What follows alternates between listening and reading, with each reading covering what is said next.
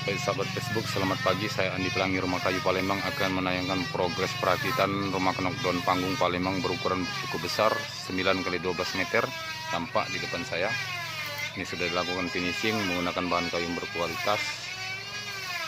Ini sudah 95% hampir selesai. Inilah rumah knockdown panggung Palembang berukuran 9x12 meter.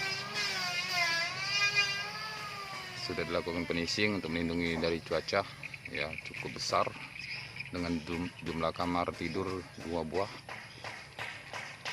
berukuran 3x3,5 meter per buah.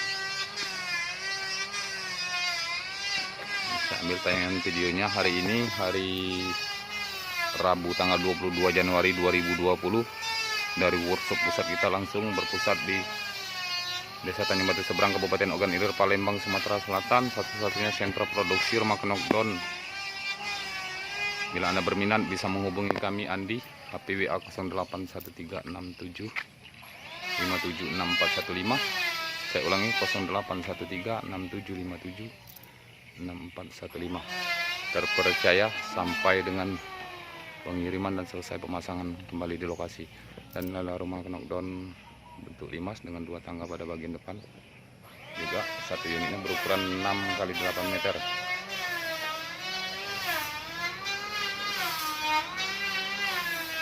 Ini bagian tangga, teras samping.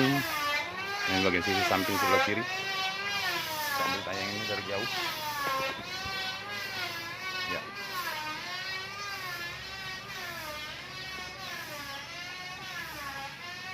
Cukup mantap.